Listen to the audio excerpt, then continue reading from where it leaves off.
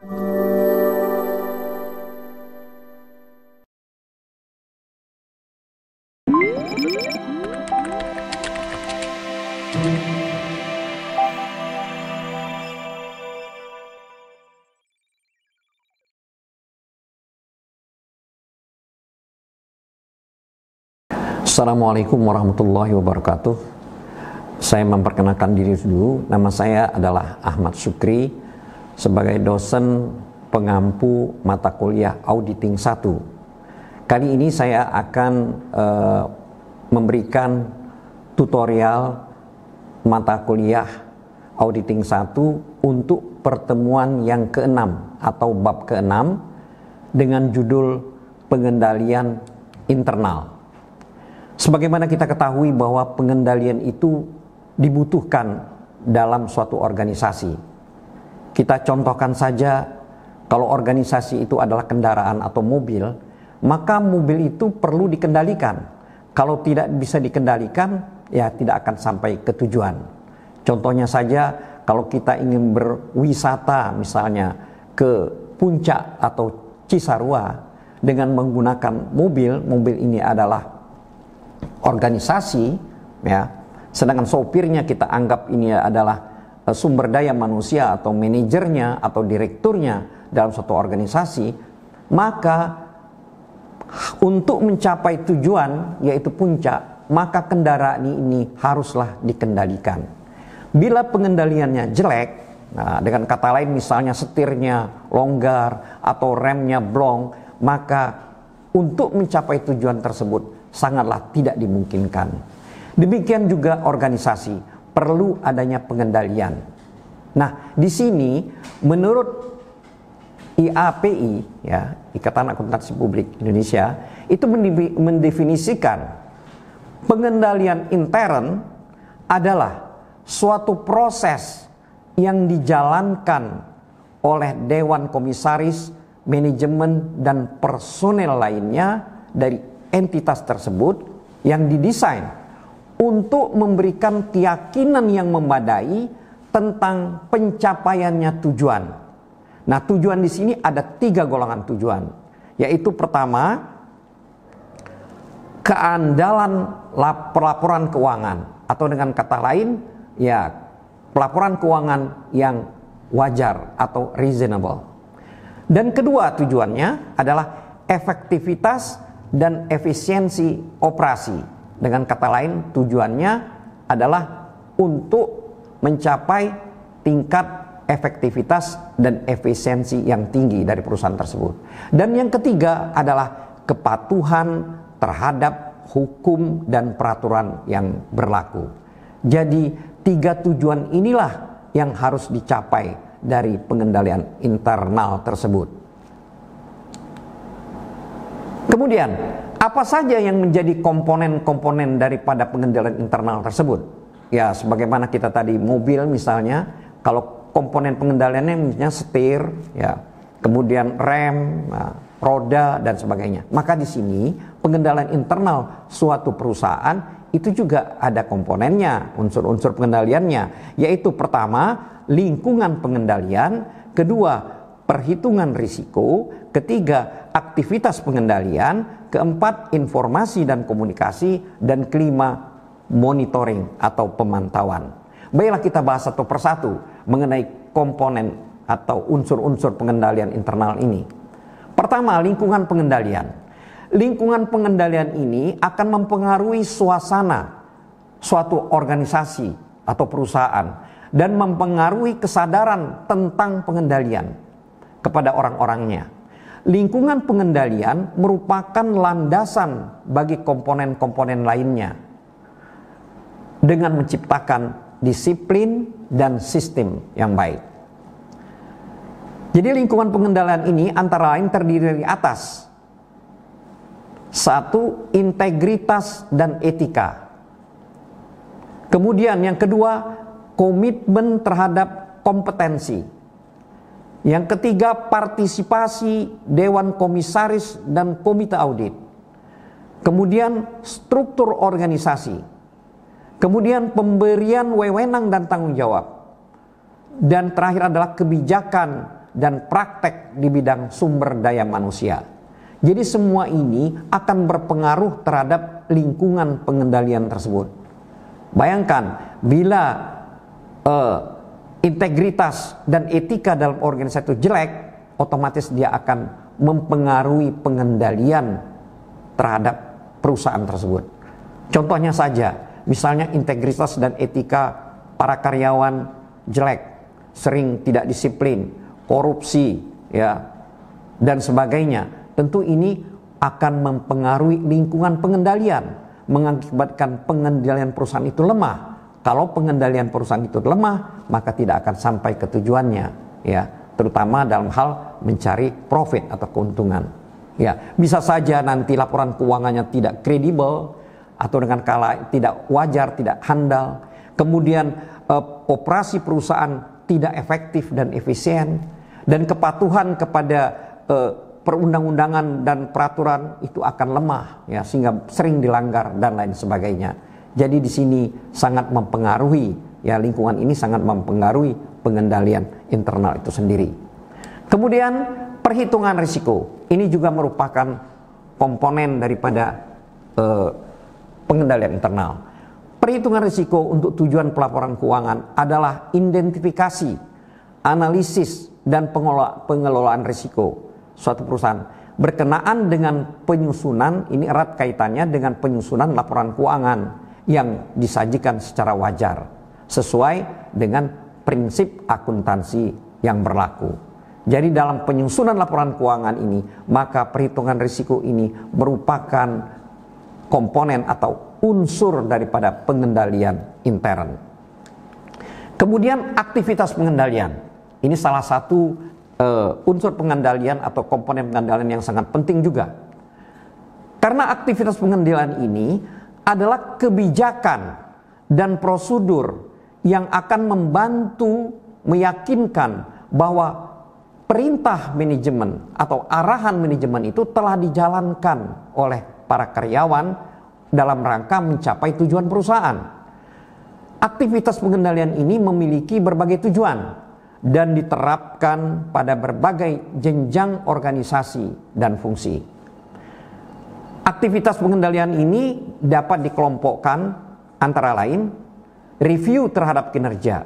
Jadi kinerja karyawan kita review, kita nilai, itu merupakan salah satu aktivitas pengendalian. Jadi sehingga kita bisa tahu kinerja perusahaan ataupun kinerja karyawan itu jelek, baik, atau sedang dan sebagainya. Kemudian pengelolaan informasi, ini juga merupakan aktivitas pengendalian. Tanpa informasi yang baik, maka pengendalian akan jelek. Bayangkan kalau kita selalu mendapatkan informasi yang salah atau buruk, ya tentu saja akan sulit untuk mengendalikan perusahaan. Yang ketiga adalah pengendalian fisik. Fisik ini adalah wujud, berupa wujud. Apakah barang-barang di suatu perusahaan, aset-aset perusahaan ini perlu dikendalikan secara fisik.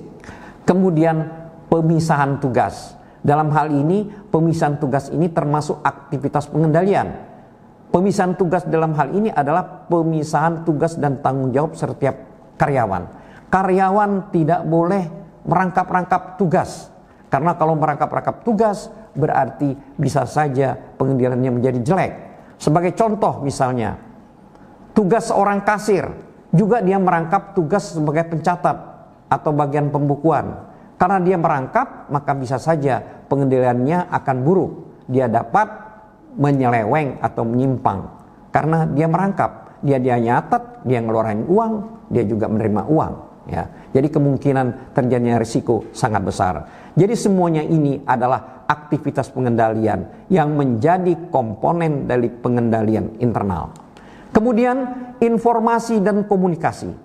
Ini juga sistem informasi yang berhubungan dengan tujuan pelaporan keuangan yang mencakup sistem akuntansi terdiri dari metode dan catatan-catatan yang digunakan untuk mengidentifikasikan, menggabungkan, menganalisis, menggolongkan, mencatat, melaporkan transaksi perusahaan dan menyelenggarakan pertanggungjawaban atas aktiva dan kewajiban yang bersangkutan. Semua sistem informasi ini adalah bagian atau komponen daripada pengendalian intern. Apabila sistem informasi ini jelek, maka otomatis ya pengendalian internalnya juga lemah.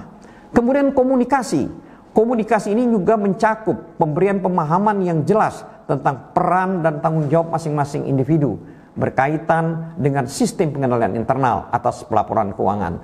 Jadi komunikasi ini sangat perlu sebagai sarana utama aktivitas dari pengendalian. Bayangkan kalau komunikasi jelek, maka dengan sendirinya aktivitas atau pengendalian internalnya juga akan lemah.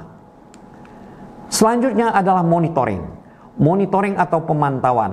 Ini sangat erat juga atau sangat penting, merupakan salah satu komponen dari pengendalian internal yang sangat penting. Pemantauan adalah suatu proses penilaian kualitas kinerja sistem pengendalian internal sepanjang masa. Hal ini mencakup atau menyangkut penilaian tentang rancangan dan pelaksanaan operasi pengendalian oleh orang yang tepat dan setiap periode waktu tertentu. Untuk menentukan bahwa sistem pengendalian internal ini sudah berjalan sesuai dengan yang dikehendaki dan bahwa modifikasi yang diperlukan itu sudah baik karena adanya perubahan kondisi yang sudah dilakukan. Dengan kata lain, pemantauan atau monitoring ini itu sangat penting untuk melihat apakah pengendalian ini sudah berada di jalur atau track yang benar. Perlu adanya pemantauan. Di sini kadang-kadang suatu perusahaan karena mungkin dia terlalu besar perusahaannya, maka butuh adanya organisasi atau bagian atau departemen atau divisi yang khusus melakukan monitoring atau pemantauan, yaitu yang biasanya disebut dengan internal audit. Pada dasarnya internal audit ini adalah organisasi yang tugasnya untuk memantau mengenai efektif tidaknya pengendalian intern. Ya. Tapi kalau perusahaan kecil, maka pemantauan ini dapat dilakukan by system. Baiklah, sekarang kita akan berusaha untuk mengerti mengenai pemahaman dan evaluasi atas pengendalian intern. Dalam audit, ini pemahaman dan evaluasi atas pengendalian intern dari perusahaan yang diperiksa itu sangat penting, ya. Pemahaman dan evaluasi atas pengendalian intern merupakan bagian yang sangat penting dalam proses audit atau proses pemeriksaan oleh akuntan publik. Hal tersebut diperlukan adalah untuk mengetahui baik buruknya pengendalian intern dari entitas yang diperiksa. Jadi pemahaman dan evaluasi itu adalah dalam hal agar auditor mengetahui baik buruknya pengendalian intern dari perusahaan yang sedang diperiksa. Selanjutnya auditor nanti akan mendokumentasikan pemahaman yang didapatnya tersebut, selanjutnya dipergunakan dalam rangka untuk merencanakan audit atau perencanaan audit. Sekarang kita akan menjelaskan mengenai baik buruknya pengendalian internal. Baik buruknya pengendalian intern ini akan memberikan pengaruh yang besar terhadap apa? Terhadap keamanan harta perusahaan. Kemudian yang kedua, pengendalian internal ini baik buruknya itu akan berpengaruh terhadap dapat dipercaya atau tidaknya laporan keuangan perusahaan. Ya. Lama atau cepatnya proses pemeriksaan akuntan, atau juga bagi auditor tinggi rendahnya audit fee. Ya, kalau pengendalian internalnya jelek, berarti kan pemeriksaan mungkin lebih sulit. Nah, dengan demikian itu juga menentukan tinggi rendahnya audit fee ya, bagi auditor atau kantor akuntan publik. Kemudian juga akan berpengaruh mengenai jenis opini yang akan diberikan oleh akuntan publik. Jadi perlu auditor memahami mengenai pengendalian internal dari suatu perusahaan yang diperiksanya, karena untuk menentukan apakah pengendalian internal itu baik atau tidak. Karena itu nanti akan berpengaruh besar terhadap keamanan harta, dapat dipercaya tidaknya laporan keuangan, lama cepatnya proses pemeriksaan akuntan, tinggi rendahnya audit fee, termasuk juga jenis daripada opini yang akan diberikan. Sekarang bagaimana kita melakukan pemahaman dan evaluasi pengendalian intern? Di sini ada 3 cara, yaitu pertama dengan membuat internal control questionnaire. Yang kedua melalui flow charts atau bagan arus, kemudian naratif atau narasi. Yang pertama, internal control questionnaire. Cara ini banyak digunakan oleh KAP, kantor akuntan publik, karena dianggap lebih sederhana dan praktis. Biasanya kantor KAP sudah punya satu set ya internal control questionnaire yang standar, yang biasa digunakan untuk memahami dan mengevaluasi pengendalian intern di berbagai jenis perusahaan. Pertanyaan-pertanyaan dalam internal control questionnaire ini biasanya itu adalah pertanyaan yang harus dijawab ya, tidak, atau tidak relevan. Jika pertanyaannya itu nanti dijawab dengan ya, ini menunjukkan bahwa ciri internal control atau pengendalian internalnya baik. Kalau dia jawab tidak, berarti ini menunjukkan bahwa internal control atau pengendalian internalnya lemah. Dan kalau tidak relevan, berarti pertanyaan yang dibuat tersebut tidak relevan untuk perusahaan tersebut. Nah, bagaimana dengan bagan arus atau flowchart? Flowchart ini menggambarkan arus dokumen dalam sistem dan prosedur suatu unit usaha. Misalnya flowchart untuk sistem dan prosedur pembelian, atau utang, atau pengeluaran kas. Ini digambarkan arus dokumen mulai dari permintaan pembelian, ya, purchase requisitions, kemudian order pembelian, ya, kemudian sampai dengan pelunasan utang yang berasal dari pembelian tersebut. Di sini digambarkan sebagai flowchart atau bagan arus. Kemudian bagaimana dengan narasi? Narasi ini artinya salah satu cara untuk memahami pengendalian intern, yaitu dalam hal ini auditor akan menceritakannya dalam bentuk memo atau sistem atau prosedur akuntansi yang berlaku di perusahaan. Misalnya bagaimana prosedur pengeluaran kas A, B, C, D. Nah, begitu prosedurnya. Jadi tidak digambarkan dengan bagan alir, ya, tapi dengan narasi. Cara ini biasanya digunakan hanya untuk perusahaan yang kecil, ya, klien kecil, yang pembukuannya sederhana. Biasanya hanya dibentuk atau diceritakan sebagai narasi. Demikianlah sekira mata kuliah kita bab ke-6 ini kita akhiri. Semoga bermanfaat bagi kita semua dan sampai berjumpa lagi. Wassalamualaikum warahmatullahi wabarakatuh.